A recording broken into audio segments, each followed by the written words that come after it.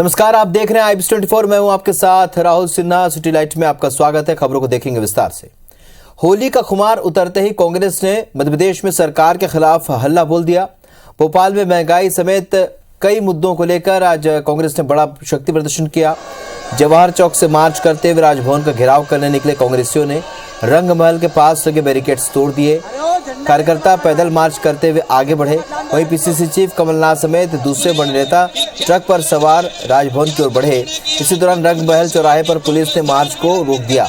उत्साही कांग्रेसियों ने बैरिकेड्स तोड़ा और दौड़ लगा दी। भीड़ को काबू करने के लिए पुलिस ने वाटर कैनन का इस्तेमाल कर कांग्रेसियों को खदेड़ने की कोशिश की। इस दौरान कुछ कार्यकर्ताओं को चोट भी आई। पुलिस ने कांग्रेस नेता सुरेश पचौरी, JP अग्रवाल, आरिफ मसूद, विक्रांत भूरिया समेत सैकड़ों कांग्रेसियों को गिरफ्तार किया और 3 बसों में भरकर प्रदर्शन स्थल से रवाना हुई। गिरफ्तारी के बाद कांग्रेसी पीछे हटना शुरू हुए। वहीं पैदल मार्च से पहले कमलनाथ ने जवाहर चौक पर कार्यकर्ताओं को संबोधित भी किया। भ्रष्टाचार के विरोध में लड़ाई है और ये जो बेरोजगारी है उसके खिलाफ लड़ाई है और हम ये आखिर तक लड़ेंगे और दमदार तरीके से लड़ेंगे।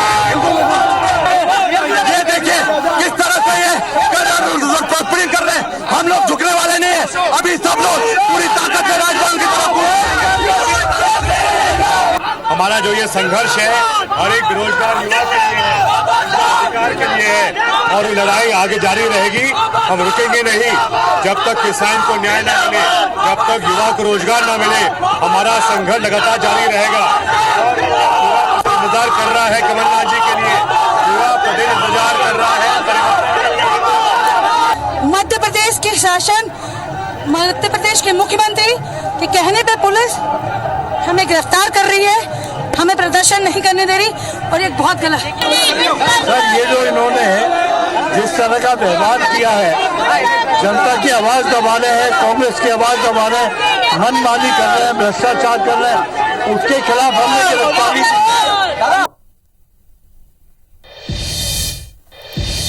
कमलनाथ के गढ़ में बीजेपी सेंध लगाने की तैयारी में। केंद्रीय गृह मंत्री अमित शाह 25 मार्च को छिंदवाड़ा के दौरे पर रहेंगे। उनके दौरे की तैयारियों को लेकर जिले के प्रभारी मंत्री कमल पटेल ने पुलिस ग्राउंड सभा स्थल का दौरा कर जायजा लिया और कलेक्टर SP को जरूरी निर्देश दिए। बता दें कि शाह अपने दौरे के दौरान एक आम सभा को संबोधित करने के साथ वरिष्ठ बीजेपी नेताओं और प्रबंध समिति की बैठक भी लेंगे। इस दौरान शाह बूथ स्तर के कार्यकर्ताओं से भी मिलेंगे। वहीं प्रभारी मंत्री कमल पटेल ने बताया कि बीजेपी आगामी विधानसभा चुनाव में 7 सीट और लोकसभा चुनाव में 51% वोट हासिल करने की दिशा में काम कर रही है। एक विशाल सभा होगी जिसमें भारतीय जनता पार्टी में पूरे छिंदवाड़ा के लोग शामिल होंगे और एक ऐतिहासिक सभा करके भारतीय जनता पार्टी का परचम फहराने के लिए, जनाधार बढ़ाने के लिए और 23वें चुनाव में छिंदवाड़ा जिले की सभी सीट जीतने का हम संकल्प लेंगे। छत्तीसगढ़ विधानसभा के बजट सत्र में शून्यकाल के दौरान बृजमोहन अग्रवाल ने कटघोरा में आरक्षक की संदिग्ध मौत का मामला उठाया। उन्होंने कहा कि यह हत्या नहीं, टारगेट किलिंग है। मामले पर स्थगन प्रस्ताव पर चर्चा कराने की मांग की। वहीं विधायक धर्मजीत सिंह और शैलेश पांडे ने सीवरेज में बच्चे के डूबने से हुई मौत का मामला उठाया। पिछले दिनों बिलासपुर के तोरवा में आदित्य वैष्णव नाम के बच्चे की सीवरेज में डूबने से मौत हो गई थी। घटना को लेकर धर्मजीत सिंह और शैलेश पांडे ने चिंता और दुख जाहिर करते हुए खुले सीवरेज को बंद करने की मांग की। उन्होंने मृतक के परिजनों को मुआवजा देने की भी मांग की। घटना को लेकर विधानसभा के अध्यक्ष ने विभागीय मंत्री को मामला संज्ञान में लेने के लिए निर्देशित किया। अनुकंपा नियुक्ति की मांग को लेकर पिछले 5 महीनों से आंदोलन कर रही शिक्षाकर्मी की विधवाओं ने प्रदेश कांग्रेस के प्रदेश प्रभारी कुमारी शैलजा से मुलाकात की। न्यू सर्किट हाउस में मुलाकात के दौरान विधवाओं ने परेशानियां बताई और उनसे अनुकंपा नियुक्ति दिलाने का अनुरोध किया। कुमारी शैलजा ने इस दौरान प्रदेश भर में उनकी जैसी प्रभावित विधवाओं और परिजनों की जानकारी मांगी। आंदोलनकारी विधवाओं ने बताया कि प्रदेश कांग्रेस प्रभारी ने मुख्यमंत्री से बातचीत कर उनकी मांग को पूरा कराने का आश्वासन दिया है। बिलासपुर हाईकोर्ट ने चंदूलाल चंद्राकर ट्रस्ट मेमोरियल अधिग्रहण मामले में भुगतान को लेकर बड़ा आदेश दिया है। हाईकोर्ट की डबल बेंच ने राज्य शासन को आदेश दिया है कि अंतिम फैसला आने तक चंदूलाल प्रबंधन को भुगतान करते समय 36 करोड़ रुपयों की अदायगी पर रोक लगाई जाए।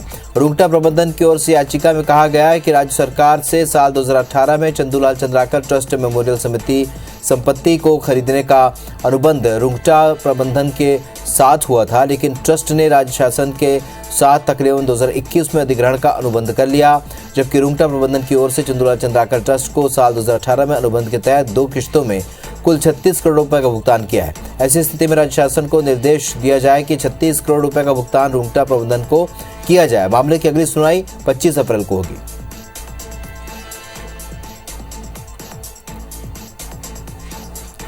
छत्तीसगढ़ में बेरोजगारी भत्ता योजना को छत्तीसगढ़ सरकार रोजगार विभाग ने स्वीकृति दे दी है। अप्रैल से प्रदेश के पात्र लोगों को 2500 रुपए बेरोजगारी भत्ता दिया जाएगा। आइए जान लेते हैं कि इस योजना के तहत बेरोजगारी भत्ता के पात्र होने के लिए क्या शर्तें हैं। तो आपको बता दें कि परिवार की आय 2.5 लाख रुपए से ज्यादा नहीं होना चाहिए। बेरोजगारी भत्ता पाने के लिए उम्र 18 से 35 साल होनी चाहिए। 12वीं पास होना जरूरी है। अनिवार्य रूप से कम 2 साल पहले का रोजगार पंजीयन होना चाहिए। एक परिवार से एक ही व्यक्ति को बेरोजगारी भत्ता मिलेगा। शर्त यह भी है कि चतुर्थ श्रेणी को छोड़कर आवेदक के परिवार में कोई सरकारी नौकरी में ना हो। तो पूर्व वर्तमान जनप्रतिनिधियों के परिवार के सदस्य को बेरोजगारी भत्ता नहीं मिलेगा। तो वही मंत्री विधायक के परिवार के सदस्य भी बेरोजगारी भत्ता पाने के पात्र नहीं होंगे। पार्षदों और जिला पंचायतों के सदस्यों को भी बेरोजगारी भत्ता नहीं मिलेगा। 10,000 रुपए से ज्यादा पेंशन पाने वाले परिवार के सदस्य को भी बेरोजगारी भत्ता नहीं मिलेगा। और इंजीनियर, डॉक्टर, सीए और वकील के परिवार के सदस्य भी बेरोजगारी भत्ता पाने के पात्र नहीं होंगे। तो ये तमाम शर्तें हैं पात्र लोगों के लिए। कौन पात्र है, इससे इन ग्राफिक्स के जरिए समझा जा सकता है जो सरकार ने नियम बनाए हैं।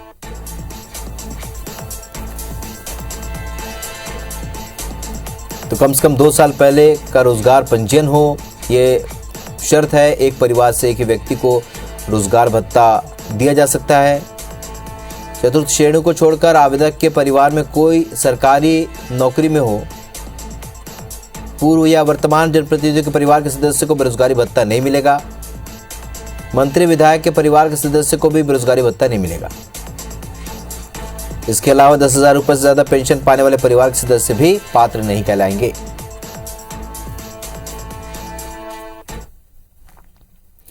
बढ़ते आगे, भारतीय सेना ने अग्निवीर भर्ती के तहत जेसीओ और ओआर की भर्ती प्रक्रिया के लिए ऑनलाइन पंजीयन की तारीख 20 मार्च तक के लिए बढ़ा दी है। पहले पंजीयन की अंतिम तारीख 15 मार्च रखी गई थी, लेकिन युवाओं के उत्साह को देखते हुए भारतीय सेना ने पंजीयन की तारीख को 5 दिन के लिए और बढ़ा दिया है। हम आपको बता दें कि इस साल से भारतीय सेना ने अग्निवीर भर्ती के नियमों में बदलाव करते हुए सभी उम्मीदवारों के लिए इंडियन आर्मी की वेबसाइट पर पंजीयन अनिवार्य कर दिया। और भर्ती कार्यालय की ओर से ऑनलाइन प्रवेश परीक्षा में पास उम्मीदवारों को ई प्रवेश पत्र दिया जाएगा, जिसमें भर्ती रैली की तारीख और स्थान की जानकारी दी जाएगी। छत्तीसगढ़ में ऑनलाइन परीक्षा रायपुर, बिलासपुर और भिलाई दुर्ग में होगी। भर्ती प्रवेश परीक्षा में रैली के लिए ई एडमिट कार्ड जारी होंगे। उसमें शारीरिक के बाद मेडिकल जांच भी होगी और भर्ती के बाद उन्हें प्रशिक्षण के लिए दिए गए केंद्रों में बुलाया जाएगा। सूरजपुर जिला अस्पताल में ड्यूटी के दौरान डॉक्टर अनीश कुमार के साथ मारपीट की घटना के बाद प्रदेश भर के डॉक्टर्स में आक्रोश है। घटना से नाराज डॉक्टरों ने अलग अलग संगठनों ने 24 घंटे के भीतर दोषियों के खिलाफ कड़ी कार्रवाई की मांग की है। कार्रवाई नहीं होने पर उग्र आंदोलन की चेतावनी भी दी है। घटना के विरोध में आज रायपुर जूनियर डॉक्टर एसोसिएशन की ओर से काली पट्टी बांधकर काम किया गया। इससे पहले जूडा के पदाधिकारी मेडिकल कॉलेज के सामने इकट्ठा होकर घटना के विरोध में नारेबाजी भी करते रहे। उधर पीड़ित डॉक्टर अनीश कुमार के समर्थन में इंडियन मेडिकल एसोसिएशन भी उतर आया है। बता दें कि 8 मार्च को होली के दिन कुछ लोगों ने जिला अस्पताल में ड्यूटी कर रहे डॉक्टर अनीश कुमार के साथ मारपीट की थी। डॉक्टरों का आरोप है कि आरोपियों की पहुंच के चलते पुलिस भी इस मामले में लीपापोती कर रही है।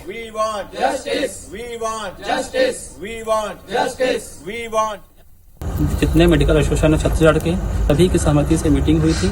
आज मीटिंग में डिसाइड किया गया है जो काली पट्टी एक दिन के लिए डिसाइड किया था वो अभी 3 दिन तक कंटिन्यू किया जाएगा। उसके बाद भी अगर कार्रवाई नहीं होती है, पुलिस कार्रवाई नहीं होती है, अंदर नहीं होता है तो हम सभी मिलकर उग्र प्रदर्शन के लिए बाध्य होंगे। बेमेतरा के बेरला ब्लॉक के गोठानों की स्थिति काफी खराब है। 91 गोठानों के लिए 4 करोड़ 72 लाख रुपए खर्च किए गए, जिसके बाद भी गोठानों की स्थिति ठीक नहीं हुई। कहीं पानी की व्यवस्था नहीं तो कहीं शेड का निर्माण नहीं किया गया। बीते कुछ दिनों पहले चारों ब्लॉक के सीईओ को कलेक्टर ने इन्हीं कारणों की वजह से नोटिस भी दिया था, जिसका कोई असर नहीं हुआ। हमारे ब्लॉक में कुल 91 स्वीकृत गौठान है, जिसमें 72 कंप्लीट हो चुके हैं एवं 63 में खरीदी हो रही है। तो इन पे ये सभी गौठान विभिन्न चरणों में हैं पूर्णता के। अभी तक लगभग 4 करोड़ खर्च हो चुके हैं। जबलपुर में स्कूल के लिए दी गई सरकारी जमीन को बेचने और व्यवसायीकरण का मामला सामने आया है। दरअसल सरकार ने Methodist church in school India को स्कूल संचालन के लिए 26,000 वर्ग फीट जमीन लीज पर दी थी, जिसकी लीज 1999 यानी कि 23 साल पहले ही खत्म हो गई। लेकिन स्कूल प्रबंधन ने इस जमीन को एक बिल्डर को बिना सरकार की इजाजत के बेच दिया। अब इस जमीन पर 2011 से एक मॉल संचालित हो रहा है, जिसकी जानकारी लगते ही राजस्व विभाग ने मॉल को नोटिस जारी किया और जमीन को सरकारी रिकॉर्ड में लेने की प्रक्रिया शुरू कर दी है। नोटिस इस कारण चस्पा किया जा रहा है कि पूर्व में क्रिश्चियन स्कूल को भूमि शिक्षा के लिए दी गई थी। उन्होंने बगैर कलेक्टर महोदय के अनुमति के उसका विक्रय कर दिया गया और वर्तमान में आज आप देख रहे हैं यहाँ पर एक व्यवसाय किया जा रहा है। ग्वालियर में विकास, सौंदर्यीकरण और लोगों की सुविधा के नाम पर बनाए गए करोड़ों के प्रोजेक्ट सालों से धूल खा रहे हैं। इनमें से कुछ का तो नामो निशान भी मिट चुका है। हालांकि इन प्रोजेक्ट का कोई फायदा शहरवासियों को नहीं मिल पाया। वहीं अब महापौर इन प्रोजेक्ट्स की जांच की बात कर रहे हैं।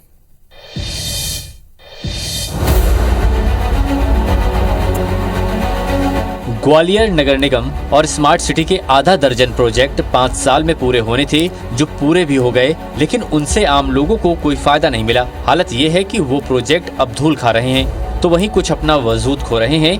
इनमें बोट क्लब और फिश एक्वेरियम का निर्माण 2 करोड़ की लागत से हुआ था। फिश एक्वेरियम कबाड़ा हो गया तो बोट क्लब में गंदगी का आलम है। शहर के 10 स्पॉट पर VMS बोर्ड लगाए गए, लेकिन अब बंद है। इसी तरह 5 करोड़ की लागत से 5 किलोमीटर लंबा साइकिल ट्रैक बनाया गया, जो अब खत्म हो गया है।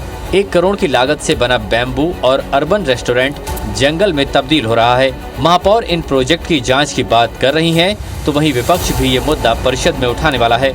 मेरे संज्ञान में आ चुकी हैं और पूरी कोशिश रहेगी कि इसके बारे में पूरी छानबीन करवाई जाए कि क्या कारण है, किस कारण से ये बंद है, तो कार्रवाई करेंगे। क्योंकि वो साइकिल ट्रैक बंद पड़ा हुआ है तो उसकी भी जानकारी मांगी है, तो जल्दी आप लोगों के सामने आएगा कि क्या कारण था। उनके समय अनुसार हम इंतजार कर रहे हैं। अगर समय पर वो कार्य नहीं होंगे तो फिर हम अपने हिसाब से उस कार्रवाई को अंजाम देंगे जो हम चाहते हैं शहर विकास के लिए, इसके लिए। मतलब ग्वालियर शहर में होने वाले विकास कार्यों का कोई एक खाका न होने से नगर निगम में आने वाले कमिश्नर अपने हिसाब से विकास योजनाएं बनाते हैं। यही वजह है कि शहर की विकास योजनाएं ठप पड़ जाती हैं। नासिर गौरी, IBC 24, ग्वालियर। सीहोर के शाहगंज में गौरव दिवस के मौके पर आज मुख्यमंत्री शिवराज सिंह चौहान ने रोड शो किया, जहां पर जगह जगह पुष्प और शक्कर और फूल माला पहनाकर शहरवासियों ने मुख्यमंत्री का आत्मीय स्वागत किया। जगह जगह बनाए गए मंचों से शहरवासियों ने उनका अभिनंदन किया। इस मौके पर अटल जी की प्रतिमा का अनावरण भी किया गया। साथ ही CM शिवराज ने शाहगंज में 2 करोड़ 93 लाख रुपए की लागत से बनाई गई आधुनिक जिम समेत कई निर्माण और विकास कार्यों का शिलान्यास और लोकार्पण किया। रोड शो के दौरान मुख्यमंत्री ने 130 फीट ऊंचे राष्ट्रीय ध्वज स्तंभ और ध्वज का लोकार्पण किया।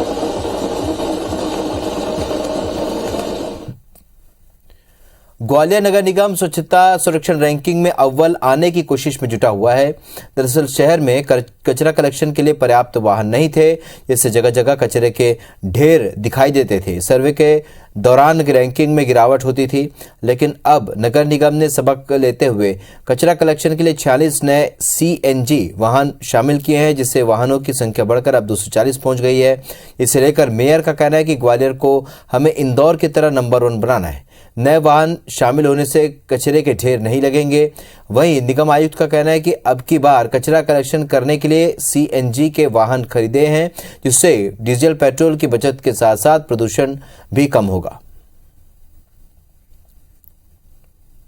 की संख्या बड़ी है और मुझे पूरी उम्मीद है कि ग्वालियर में अब हमारा जो स्वच्छ शहर हम लोगों ने जो संकल्प लिया है वो बनेगा और इंदौर जैसी कोशिश करेंगे कि इंदौर जैसा भी हमारा शहर हो, और इसके लिए हम लोगों से भी हम आग्रह करेंगे। नगर निगम को टोटल 36 वाहन जो नए वाहन खरीदे थे उसकी सौगात दी गई है। अब हमारे जो प्राइमरी व्हीकल्स हैं उसकी संख्या बढ़कर 240 हो गई है। और नगर निगम प्रयास ये कर रहा है कि हम धीरे धीरे जो हमारे फ्यूल जैसे पेट्रोल या डीजल बेस्ड व्हीकल्स है उसको CNG अदरवाइज हम लोग जो इलेक्ट्रिक व्हीकल्स है उस पर कन्वर्ट करते जा रहे हैं। छत्तीसगढ़ के स्वामी विवेकानंद एयरपोर्ट पर एक बार फिर हवाई यात्रियों की संख्या में गिरावट देखने को मिल रही है। पिछले हफ्ते एयरपोर्ट पर 48,000 यात्रियों का मूवमेंट था, जो इस हफ्ते गिरकर 45,000 हो गया है। वहीं अगर फ्लाइट मूवमेंट की बात करें तो इसमें कमी नहीं आई है। दरअसल बढ़ते हवाई किराए ने लोगों को हवाई सफर करने से पहले सोचने पर मजबूर कर दिया है, जिसकी वजह से बहुत से यात्रियों ने अपनी यात्रा टाल दी है। इसके अलावा स्कूलों में छुट्टियां इस बार ज़्यादा नहीं मिली हैं, क्योंकि मार्च महीने में ही नया शिक्षा सत्र शुरू होने जा रहा है और इसी वजह से भी यात्रियों की संख्या में गिरावट देखने को मिल रही है। और अब कुछ खबरें विस्तार से। कांकेर के पास कोरर में कार में आग लगने के बाद रहस्यमय तरीके से लापता हुआ परिवार सही सलामत अपने घर पहुंच गया। समीरन सिकदार, उसकी पत्नी जया और 2 बच्चे पिछले 1 माह से रहस्यमय तरीके से गायब थे। पखानजूर के रहने वाले पोल्ट्री का कारोबार करने वाले समीरन सिकदार 1 मार्च को अपने घर से रायपुर आए, जहां से वापस लौटते वक्त उनकी कार कोरर रोड पर जली हुई हालत में मिली, लेकिन समीरन और उनका परिवार रहस्यमय तरीके से गायब हो गया था। पुलिस को जांच के दौरान उनके धमतरी और रायपुर में होने के भी कई प्रमाण मिले हैं। अब पुलिस लगातार जांच में जुटी थी और इसी बीच आज समीरन और उसका पूरा परिवार मिल गया है। बताया जा रहा है कि समीरन अपने फार्म हाउस में ही रुका हुआ था, जहां आज उसके होने की पुलिस को खबर मिल गई। समीरन के पिता विपुल सिकदार ने i24 से बात करते हुए कहा कि मैं शासन प्रशासन का शुक्रगुजार हूं कि मेरे परिवार के सभी सदस्य सही सलामत घर पहुंचे हैं। सिकदार परिवार से पुलिस पूछताछ कर रही है और कल इस मामले में पुलिस खुलासा कर सकती है।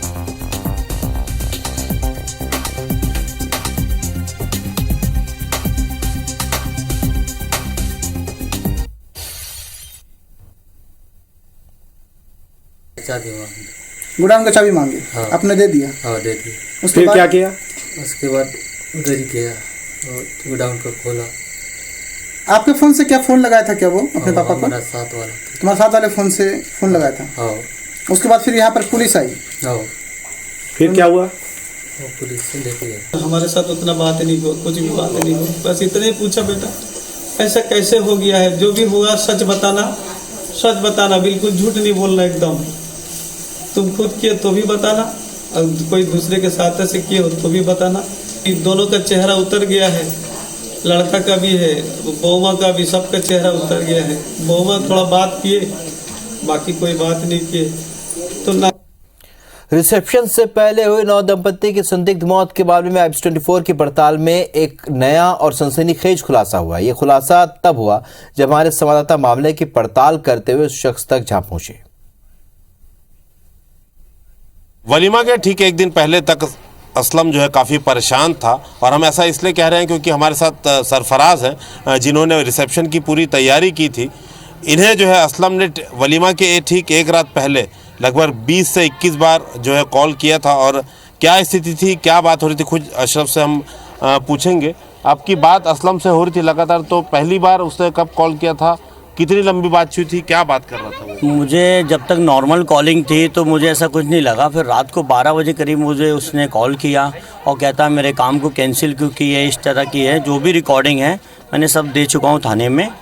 और काफ़ी परेशान टाइप का लग रहा था उस समय कि जैसे उससे मतलब किसी चीज़ का डर हो या हो, इस टाइप का कह रहा था कि मेरा काम कैंसिल क्यों कर दिए, मेरा खाना कम बनाना, इस तरीके से कह रहा कोई मेहमान नहीं आएगा, इस तरीके से वो डरा सहमा था। तो मैं उसे बोला कुछ हो तो घर में बात कर, ये सब उसको समझाया। फिर उसको बोला ठीक है कल काम आपका ओके मिलेगा। अच्छा, कितने बार उसने लगातार कॉल किया और कितने बजे से सुबह कितने बजे तक कॉल हुआ लगभग? सुबह लास्ट टाइम 6 बजे तक का कॉल किया उसने और हर 1-1.5-2 घंटे में कॉल करता रहा मुझे। कितने बजे से?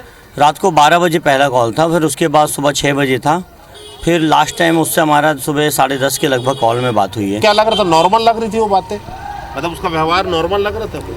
पहले भी तो बात किया होगा उसने।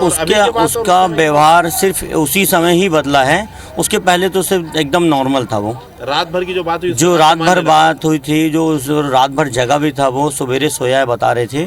उसके पहले तक का मतलब जितनी बात हुई सब नॉर्मल थी, उसी दिन से बदलाव आया उसमें। लगातार एक ही रात में इतनी बातें की है जो मुझसे बहकी वो उसी वक्त की बात है, उसके बाद से हमारा कोई बात नहीं हुई है। अच्छा, आपने उसे बोला भी कि आप थोड़ा बहका हुआ लग रहा है, तो क्यों आपको? मैंने बहुत कुछ उसको बोला है कि इस टाइप का भी पूछा उससे कि नशा वशा किया है, समझाया, डांटा, क्योंकि मैं ऐसे छोटा था तो मैं उसको समझाया था। मैंने कोई बात हो तो बता, बाकी सारी तैयारी मैं करके रखा तो मस्त तैयार होके आ, ये कहा। उसके बाद से बात नहीं हुई मेरी, सामान्य नहीं थी बात एकदम।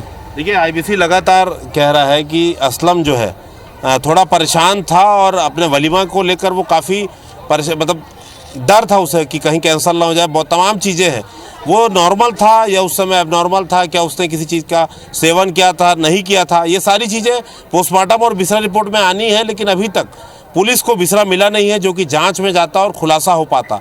तो कहीं ना कहीं में बिसरा नहीं मिलना अपने आप में कई सवालों को खड़ा कर रहा है, क्योंकि आपको बता दें कि उस रात असलम ने शाम से लेकर सुबह 10 बजे तक सरफराज को 21 बार कॉल किया है। रात भर में लगभग 14 बार बात हुई है और एक ही सवाल वो बार बार कर रहा था और उसकी बातें कुछ कहीं ना कहीं असामान्य थी।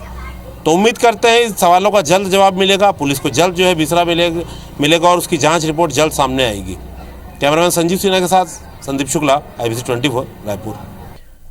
इंदौर के सफाई में अव्वल होने की बात सुनकर घूमने आई अमेरिका के न्यू जर्सी की रहने वाली रेनी लिन यहां की सुरक्षा व्यवस्था की भी कायल हो गई है। दरअसल रेनी लिन यहां घूमने के लिए आई हुई है और वे शहर में कई जगह घूमने के साथ रंगपंचमी के उत्साह में भी शामिल हुई और पुलिस की व्यवस्था देखकर काफी प्रभावित हुई और पुलिस कमिश्नर से मिलकर उन्हें थैंक यू लेटर दिया। रेनी लिन ने कहा कि वे अमेरिका रात 9 बजे के बाद बाहर वहां पर नहीं जा सकती है, जबकि वे इंदौर में सराफा बाजार और कई मार्केट में बिना डर के देर रात तक घूमती रही। Indore 2 days back on my first visit here, and I was so impressed. It's very, very clean, and it's very, very safe. I was walking around day, night, no problem.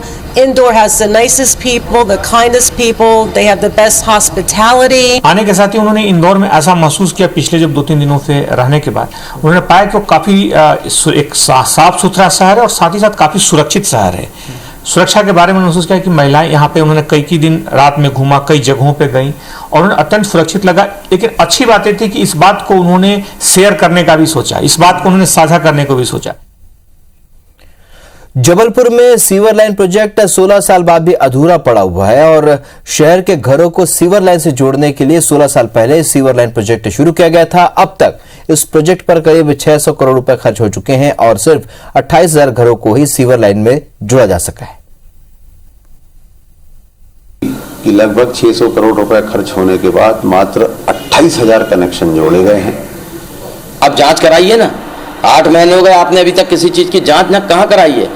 अभी हम इसलिए नहीं बोल रहे हैं कि हम सिर्फ चाहते हैं कि जनता को हम कैसे लाभ पहुंचा दें, क्योंकि चुनाव सर पे है। हम जनता के साथ धोखा नहीं कर सकते। कांग्रेस कर सकती है मगर भारतीय जनता पार्टी नहीं कर। छिंदवाड़ा में सामूहिक विवाह समारोह का आयोजन हुआ जिसमें विभिन्न धर्मों के 1365 दूल्हा दुल्हन विवाह बंधन में बंधे। सामूहिक विवाह समारोह में जिले के प्रभारी मंत्री कमल पटेल भी शामिल हुए। कमल पटेल ने बारात की ओर से शामिल होकर डांस किया, वहीं दुल्हन पक्ष की ओर से कलेक्टर, SP शामिल हुए और बारात की अगवानी की। इस दौरान कमल पटेल ने कहा कि सीएम शिवराज सिंह चौहान ने सामूहिक विवाह कन्यादान योजना लाकर गरीबों के कल्याण और उत्थान की दिशा में महत्वपूर्ण कदम उठाया है। अब गरीब की बेटी के विवाह के लिए किसी को कर्ज लेने की आवश्यकता नहीं।